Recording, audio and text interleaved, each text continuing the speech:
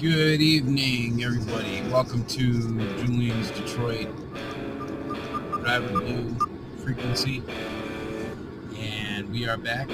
I said I was going to make a video a couple nights ago, but got a few videos in circulation and just wanted to sort of take a break last night. I was only out for a little while, not that long.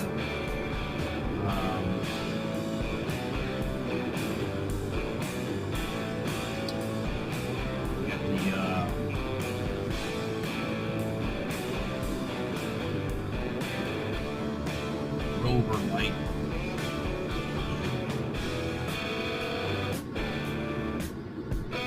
Roller cam with the awesome dash light here fixed.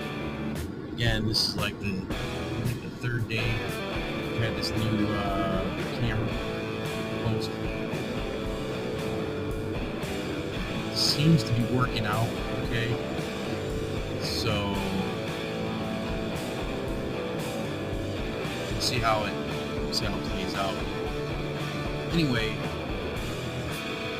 welcome to my channel. Welcome to the frequency devoted to rideshare, driving, encouragement, and support,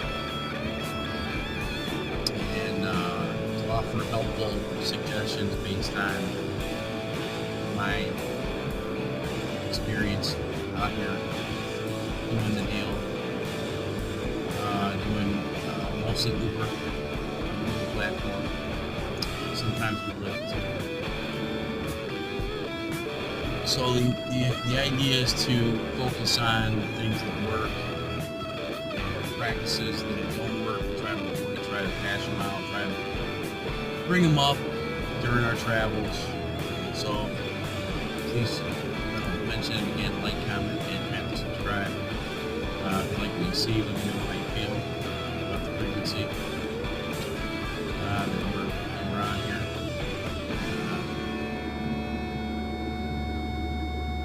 Definitely, let people know about us. Let people know about the channel, because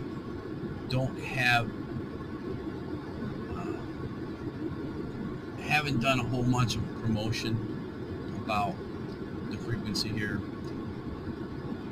namely because I'm just starting out, getting comfortable, and sort of want to build my subscribers over a period of time. The more comfortable I get with doing YouTubes regarding rideshare. Sorry about that. It was probably causing a major issue in the background. That's another example of how I'm trying to brush up on these presentations. Anyway, I look at them, they're more like conversations. And one thing I wanted to definitely bring up tonight, number one, I had a really good day. Today was full of blessings. I had I got started a little bit later than I wanted to, again. However, I think that sort of works in my favor at times. Today is one of these days where I got to make a car payment, so it's like I'm gonna have to be out here working until the morning, probably through the morning. We'll see how long I can last out here.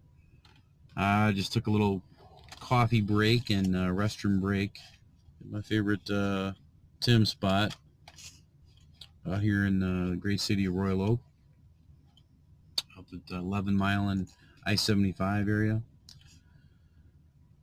So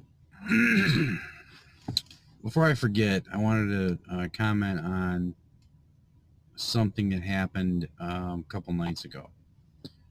So long story short is I picked this gentleman up in the Royal Oak area.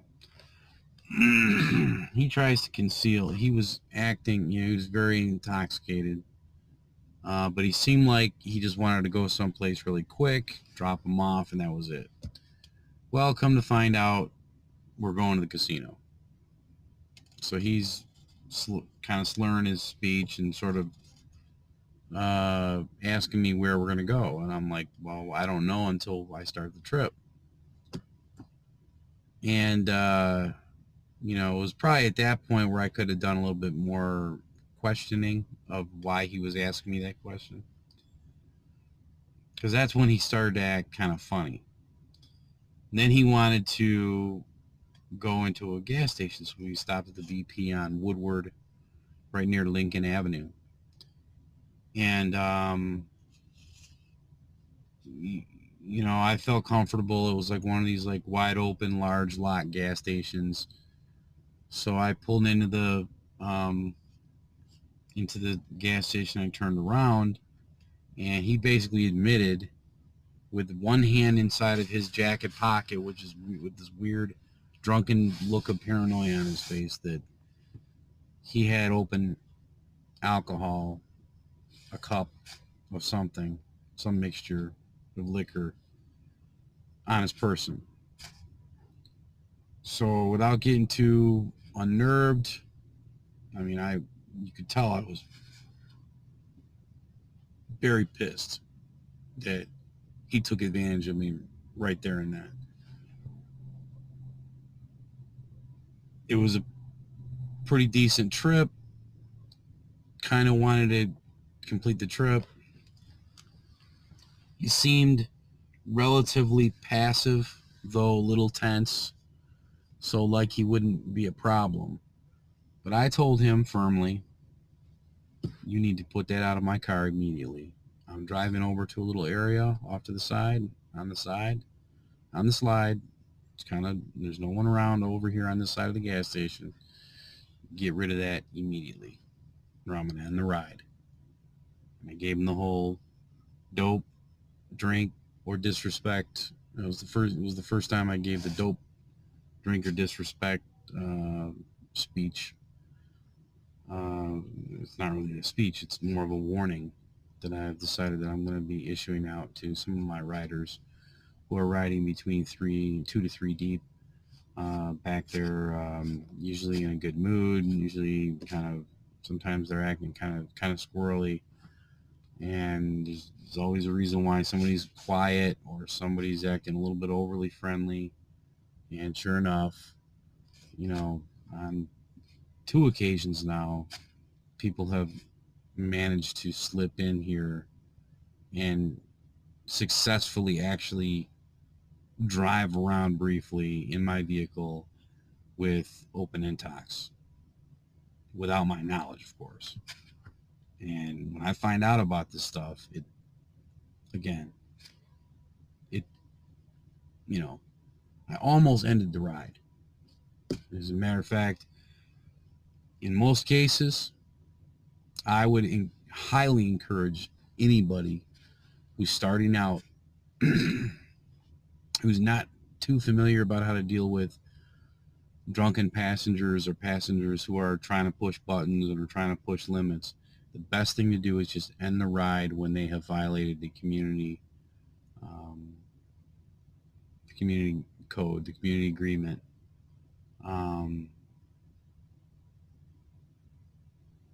That they have to make, the terms of agreement that passengers and drivers have to agree to when they use the Uber app.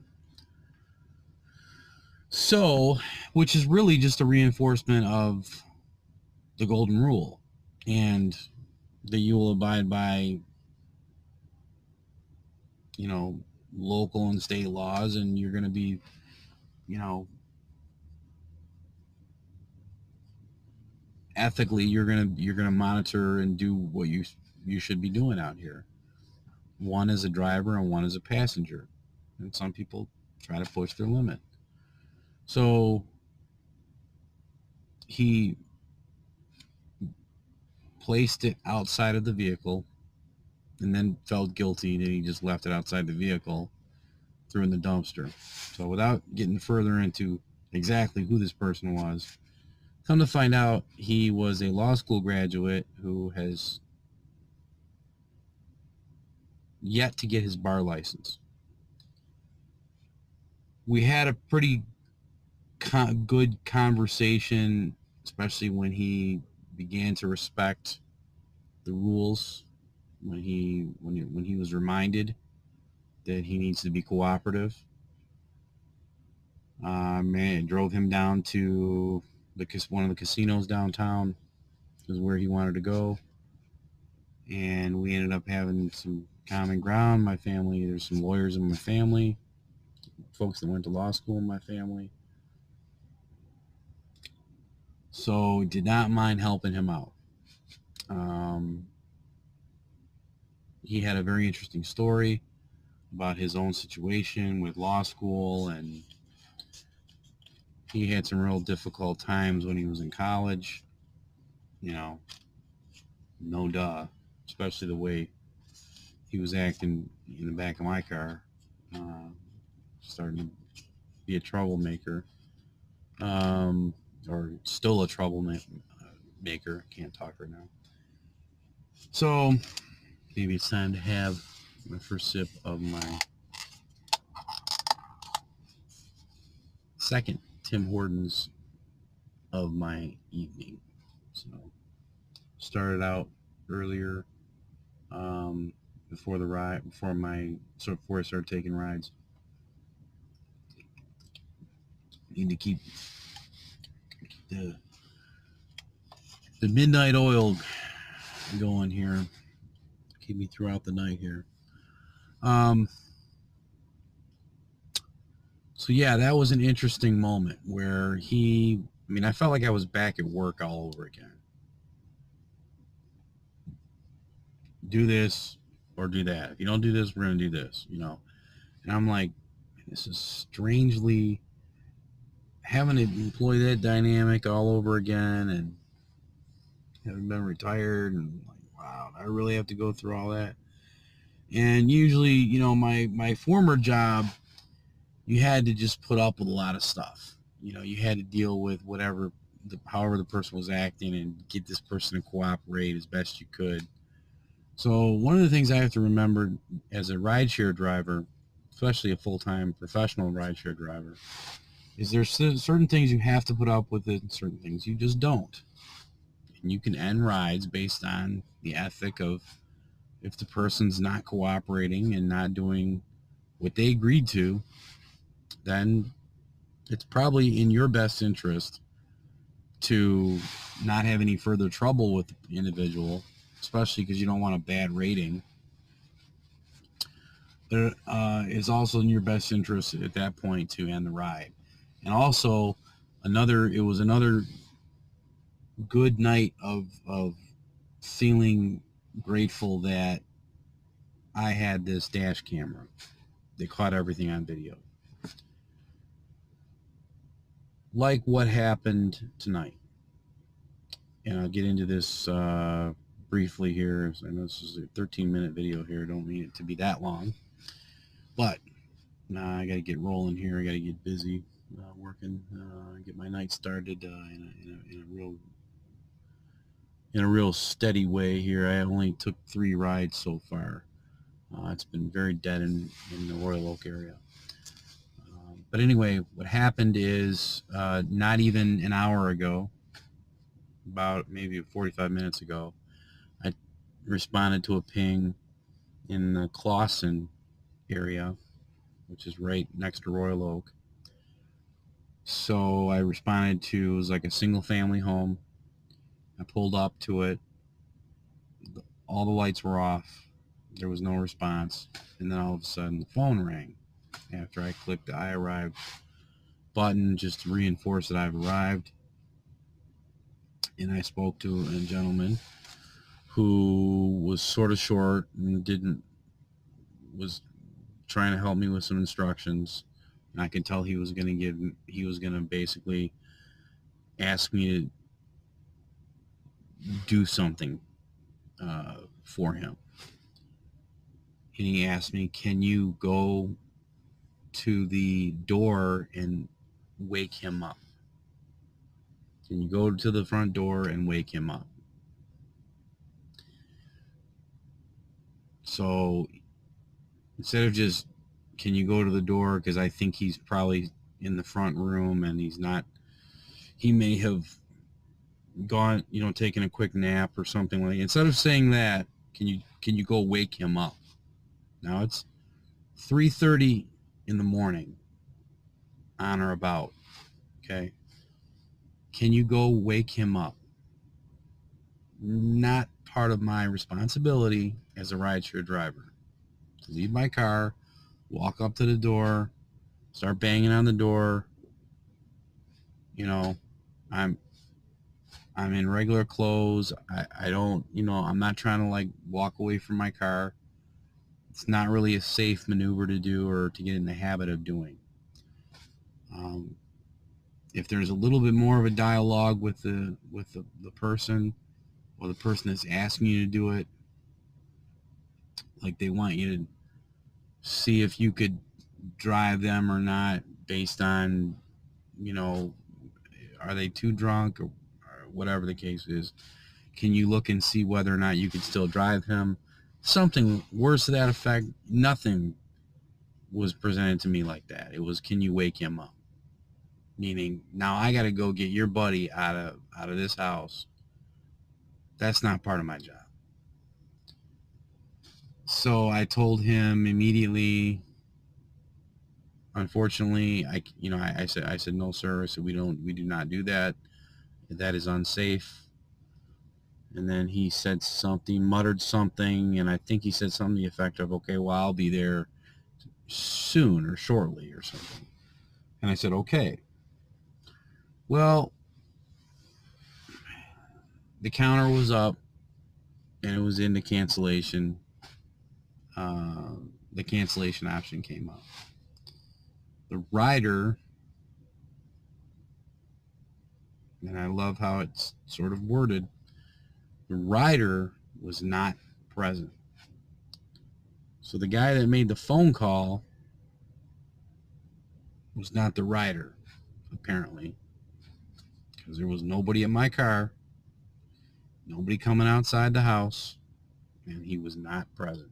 So without further ado, unfortunately, I had to cancel a ride for this individual who was trying to make the attempts to get this man a ride home. Don't know what kind of condition this individual was probably going to be in. It was probably going to be a third-party person involved. Not thrilled about it. Not going to happen.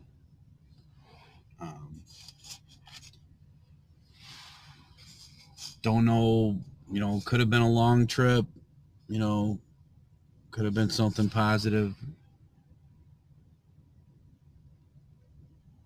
It's hard to tell. But if there was, I had a little bit more information to go on, or let's say if the lights were on inside the house, there was other people around, walking around saying, hey, I'll go wake them up or something like that. You want to see whether you want to, or something like that. But I'm the only person there in front of a darkened house with no lights on. I'm sorry, sir. Unfortunately, we do not do that. I may have sounded kind of abrupt when I told him that, when I said, no, we don't do that. But I mean, I was being direct and to the point. So what more can you ask, really? Especially when you have to give a response. You have to be firm about what's going on out here and what you should be getting into and what you shouldn't be. So this is going into the 20-minute time frame, but sorry about that. I just wanted to kind of discuss that previous incident and plus this particular incident, because I think it was, and plus because it happened just a few minutes ago, it's still fresh in my mind. And anyway, I hope everybody was all right there. And of course, I had to use the restroom and take my coffee break here. So I went offline after I canceled, of course, because I didn't want to end up getting a return trip back there or whatever the case was. that wasn't going to happen. So I usually, in those situations, those strange situations, I will, if I have to cancel, or let's say the ride cancels, you know, or maybe it was my mistake and the person's going to try to reping, I usually go offline. That way I don't even have to accidentally receive the ping again. I don't even have to go back over there. So I'm going to get to it, get my night going here, and we're going on through the night into the morning light. But please like, comment, and subscribe. Let you know how you feel. What would you have done? Be honest. Call me on it. You know, whatever. However you feel. It'd be nice to get a little discussion going about it. But anyway, drive safe. Peace.